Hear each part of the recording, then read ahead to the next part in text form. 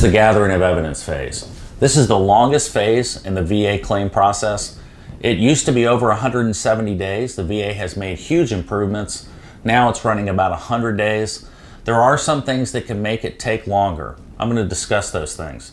The first thing is if a veteran files a PTSD claim and it's a non-combat PTSD claim, the VA has to verify the stressor. They have to request from the JSRRC records during that period. This can take 2 months. That can hold up the gathering of evidence phase. If you don't send in medical evidence of a current chronic diagnosed medical condition and the VA can't determine that you actually have a disability, it's going to take longer in that phase for the rater to even ask for a C&P examination. If you are treated privately for your condition and you don't go to the VA medical center, the VA doesn't have access to those private treatment records. They may send you a 4142 form to allow them authorization to request your private treatment records. You may fill that form out. The VA may request those records, but guess what? Your private provider, they have better things to do than to make a copy of your treatment records and send it to the VA. That's not high on their priority list. The holdup may be your private medical provider. So I always recommend that you send your own records. If you're asked to attend a compensation and pension exam and you're a no-show, or you try to reschedule, you can't get the day off of work, that can really hold up the process.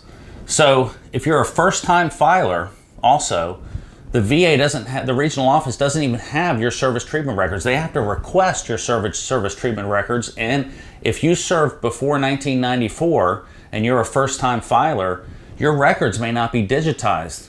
The archives, National Archives, has to actually scan them and send digitized scanned records to the VA regional office. That can take a lot of time. If you served after 1994, your records are digital, much shorter time period. So if you go to the review of evidence phase after the gathering of evidence phase and you think your claim is moving along and all of a sudden it goes back to the gathering of evidence phase, it could be that the rater has determined, after reviewing your C&P examination, after looking over all the medical evidence, that they don't have enough medical evidence to make a decision. If the rater decides, hey, I don't have enough evidence, they may request another compensation and pension examination. I have seen that many times. So how can I reduce the amount of time in the gathering of evidence phase? First of all, submit a current medical diagnosis with your claim. Second, if your military treatment records had to be requested, get your own records. If you're filing a direct claim, spoon feed the VA your own service treatment record evidence that you pull out, highlight where you were what your treatment was, what your symptoms were, highlight all that evidence and send that in with your claim. If you claim a direct service-connected condition, send your own evidence that you pull out with your claim. I recommend always submit a lay statement with an initial claim.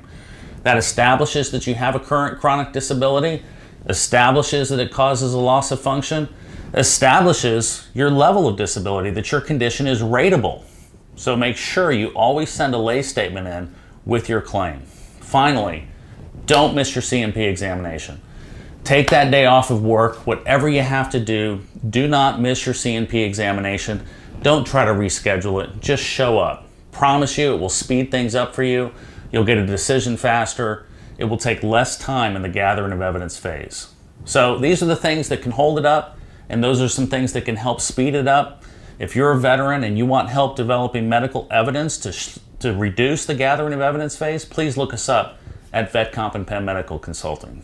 Thanks for watching. The information contained in this video is informational and not professional advice. Rely on it at your own risk and see a qualified medical or other professional to discuss individual circumstances in all cases.